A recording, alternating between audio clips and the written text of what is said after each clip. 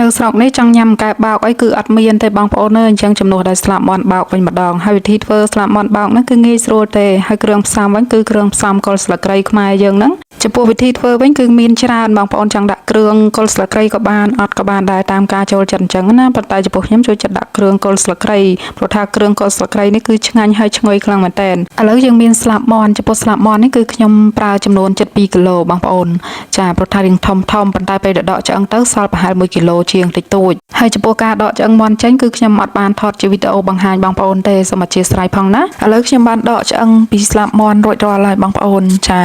អត់មានអីពិបាកទេគឺងាយស្រួលទេបងប្អូនហើយបន្ទាប់មកខ្ញុំប្រឡាក់អំបិលបន្តិចនិងម្សៅស៊ុបមាន់បន្តិចផងដែរបន្ទាប់មកខ្ញុំថែមប្រេងខ្យងបន្តិចផងដែរហើយនឹងខ្ញុំដាក់បន្ថែមនៅប្រេងឆាដើម្បីឲ្យសាច់មាន់យើងទន់និងបន្ថែមម្សៅរមៀតដើម្បីឲ្យមានពណ៌ស្អាតបងប្អូនចង់ដាក់ក៏បានអត់ក៏បានដែរច្បល់គ្រឿងផ្សំនឹងឲ្យសព្វចូលគ្នាពេលដែលបងប្អូនប្រឡាក់រួចរាល់ហើយបងប្អូនអាចយកទៅទុកនៅក្នុងទូទឹកកកឬក៏ទុកមួយយប់ក៏បានឬក៏2 ទៅ 3 ម៉ោងក៏បានដែរដើម្បីឲ្យសាច់មាន់ចូលជាតិគ្រឿងផ្សំយើងបន្តទៀតមានគល់ស្លឹកគ្រៃខ្ទឹមសខ្ទឹមក្រហមស្លឹកក្រូចសើចនិងរំដេងផងដែរសាច់មាន់វិញខ្ញុំប្រើសាច់មាន់ដែលខ្ញុំកាត់ពីស្លាបមាន់ណាបងប្អូនហើយនឹងលាយសាច់ជ្រូកបន្តិចផងដែរចំនួនកន្លះគីឡូជាងហើយនេះគឺជាមីសួរត្រាំទឹករួចរាល់ហើយចំនួន1 ដុំ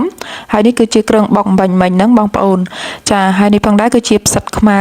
បងប្អូនចង់ដាក់ក៏បានអត់ក៏បានដែរណាផ្សិតណាឥឡូវយើងចាប់ផ្ដើមលាយគ្រឿងផ្សំយើងដាក់សាច់មាន់ចូលទៅក្នុងចានធំមួយខ្ញុំបន្ថែមមីសួរជាមួយនឹងផ្សិតខ្មៅផងដែរដាក់តាមការចូលចិត្តណាបងប្អូនបន្ទាប់មកខ្ញុំមានគ្រឿងបុកហើយចំពោះគ្រឿងបុកមិញហ្នឹងគឺខ្ញុំដាក់តែពាក់កណ្ដាលទេបងប្អូនចង់ដាក់គ្រឿងច្រើនដាក់តាមការចូលចិត្តណាហើយខ្ញុំបន្ថែមម្សៅរមៀតបន្តិចផងដែរដាក់ដើម្បីឲ្យមានពណ៌ស្អាតបន្ទាប់មកខ្ញុំថែមម្ទេសហ្នឹងក៏ដូចគ្នាដែរចង់ដាក់ក៏បានអត់ក៏បានហើយម្សៅស៊ុបមាន់ជាមួយនឹងអំបិលបន្តិចផងដែរស្ករសដាក់បន្តិចដែរហើយនឹងប៊ីចេងហ្នឹងថែមបន្តិចទៀតបងប្អូនបន្ទាប់មកខ្ញុំថែមនៅប្រេងខ្យងផងដែរហើយខ្ញុំថែមពងមាន់ចំនួន1 គ្រាប់ចានិយាយទៅគ្រឿងផ្សំហ្នឹងដាក់តាមការចូលចិត្តរសជាតិដែលបងប្អូនចូលចិត្តណាបងប្អូនចាឥឡូវយើងច្បល់គ្រឿងផ្សំទាំងអស់ហ្នឹងឲ្យសព្វចូលគ្នាមកចំពោះគ្រឿងផ្សំហ្នឹងបងប្អូនចូលចិត្តគ្រឿងផ្សំរបៀបលាយដូចនៅស្រុកខ្មែរក៏បានដែរដូចនៅស្រុកខ្មែរកែបោកយើងគឺលាយសណ្តែកដីឡើងឈ្ងុយឆ្ងាញ់អញ្ចឹងទៅអាស្រ័យតាមការចូលចិត្តរបស់បងប្អូនចាយើងគ្រាន់តែច្បល់គ្រឿងផ្សំយើងទាំងអស់ហ្នឹងឲ្យសព្វចូលគ្នាបានល្អទៅយើងអាចយកស្លាប់មាន់យើងមកញាត់គ្រឿងបានហើយបងប្អូនចង់ដឹងថាស្នូលល្មមឬអត់បងប្អូនអាចយកស្នូលទៅជៀនមួយដុំបានដើម្បីភ្លក់មើលចាឥឡូវស្លាប់មាន់របស់យើងហ្នឹងក៏បានផ្អាប់ទុកហ្នឹងរយៈពេលរៀងយូរដែរហើយខ្ញុំច្រកនេះដោយសារតែច្រកជាមួយនឹងស្លាបព្រាគឺរៀងយូរបន្តិចអញ្ចឹងខ្ញុំចាប់ដើមយកដៃចាប់សាច់យើងម្ដុំមកយើងញាត់ម្ដងតិចហើយយើងកុំដាក់តឹងពេកឬក៏ណែនពេកណាបងប្អូនចាដោយសារតែពេលយើងអាំងទៅគឺវាបែកវាប្រេះអញ្ចឹងទៅអញ្ចឹងយើងញាត់មកល្មមទៅរៀងធូរតិចអញ្ចឹងកុំឲ្យតឹងខ្លាំងពេកយើងដាក់មកល្មមទៅគឺរួចរាល់ហើយបងប្អូនណានិយាយទៅបងប្អូនចង់ដាក់ពេញអញ្ចឹងនឹងក៏បានចំពោះខ្ញុំអត់ចូលចិត្តសាច់ហៀខ្លាំងពេកអញ្ចឹងខ្ញុំដាក់មកល្មមទេដោយសារតែក្លៀនចង់ញ៉ាំកែបបោកខ្លាំងមែនតើបងប្អូនអញ្ចឹងទៅអត់មានទេកែបស្រុកនេះគឺមានតែមួយកណាត់គឺច្រកអត់កើតទេអញ្ចឹងមានតែចំនួនដែលស្លាប់មាន់អញ្ចឹងណាឥឡូវនេះស្លាប់មាន់យើងក៏បានច្រកហើយរួចរាល់ផងដែរគឺខ្ញុំធ្វើមានសាច់ហិលមួយមានអត់ហិលមួយបងប្អូនប៉ុន្តែខ្ញុំអត់បានថតទេព្រោះសាច់អត់ហិលចា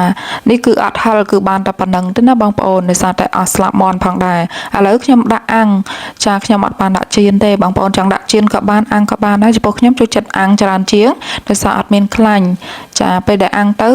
ស្រក់ខ្លាញ់ទៅក្រោមតិច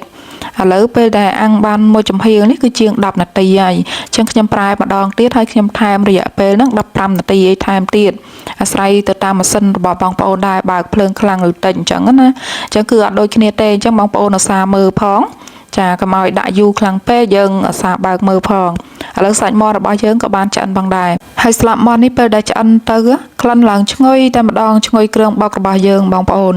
ហើយនិយាយពីពណ៌វិញឡើងស្រស់ស្អាតនៅស្រុកនេះបើចង់ញ៉ាំកែបោកចឹងតើតែចំនួនឲ្យស្លាប់មាន់ចឹងឯងទៅបានញ៉ាំបងប្អូនឥឡូវយើងយកស្លាប់មាន់មួយមកហាន់មកហើយខ្ញុំហាន់នេះរសជាតិហិលផងដែរបងប្អូនណាចារសជាតិហិលនេះគឺខ្ញុំចូលចិត្តខ្លាំងមែនទែនពេលដែលញ៉ាំទៅហិលតិចឆ្ងាញ់ណាបងប្អូនហើយនេះវិញគឺរសជាតិអត់ហិលហើយក៏ខ្ញុំអត់បានដាក់គ្រឿងបុកអីដែរបងប្អូនគឺលាយជាមួយនឹងសាច់ធម្មតាតែគ្រឿងផ្សំលាយដូចគ្នាណាបងប្អូន